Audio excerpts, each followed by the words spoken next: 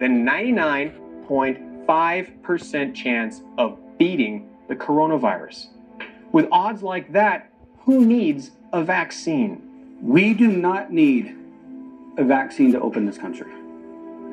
We don't. Simply, plain and simple, we don't. All of the evidence shows you have a 99.997% chance of survival.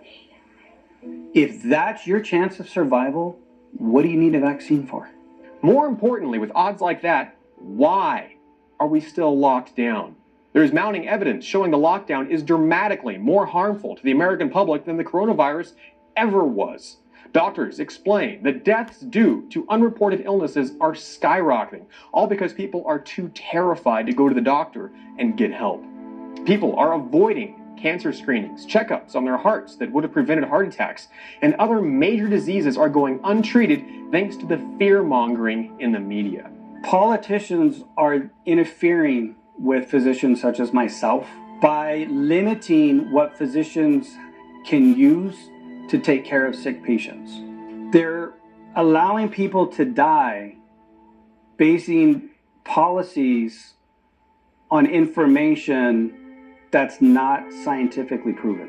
We do know early treatment works, and withholding that early treatment is probably one of the biggest crimes against humanity that we've seen in our nation. The lockdown is having serious consequences on mental health as well. A new survey reveals young Americans are suffering tremendous levels of stress during the lockdown. According to the American Psychological Association, their Stress in America report revealed that Gen Z, Americans aged 18 to 23, has the highest level of stress of any age group in the nation. A staggering 71% of Generation Z Americans said they felt miserable and unhappy, while 81% of 13 to 18-year-olds said they were suffering negative consequences from the lockdown and school closures. The authors of the study said we're on the verge of a national health crisis, and it shows. Suicides and despair deaths are up dramatically around the country, and in one Wisconsin county alone, youth suicide spiked by a shocking 90%. So the lockdown is worse than coronavirus. Look at all the unintentional deaths now. Cancer treatment, patients aren't getting cancer treatment. Heart attacks, high blood pressure, stroke, suicide, mental illness, drug abuse, child abuse. Domestic abuse, yeah. Domestic abuse.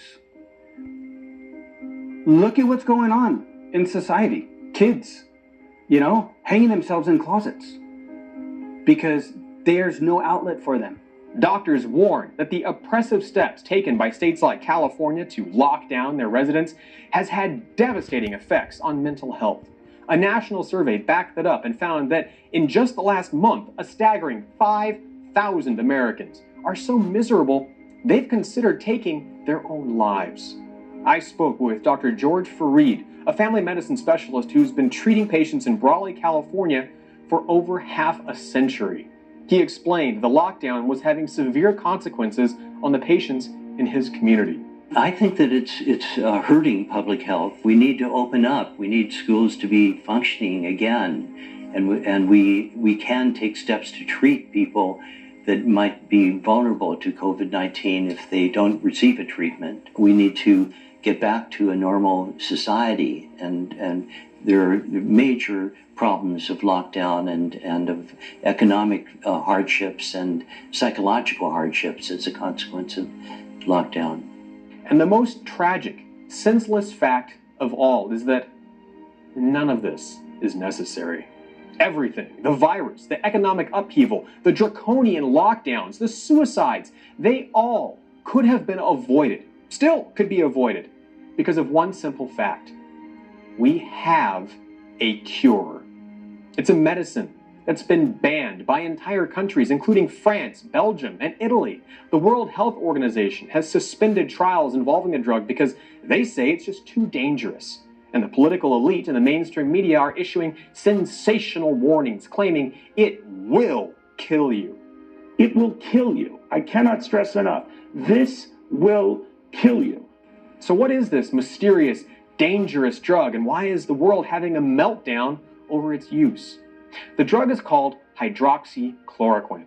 And contrary to pretty much everything you've heard in the media, it's been safely used for nearly a century by over 100 million people all over the world. It didn't make any sense to me that hydroxychloroquine was getting the bad rap that it was when we give over 1 billion prescriptions of this drug a year worldwide. You know, the safety profile is extremely well known. And has been for 65 years. And has for 65 years. And I think there's only been 20 documented cases in 65 years that this is a bad drug, that they had an adverse reaction to it. And all it took to turn the mainstream media and radical leftists in Washington against it was one little recommendation from the President of the United States.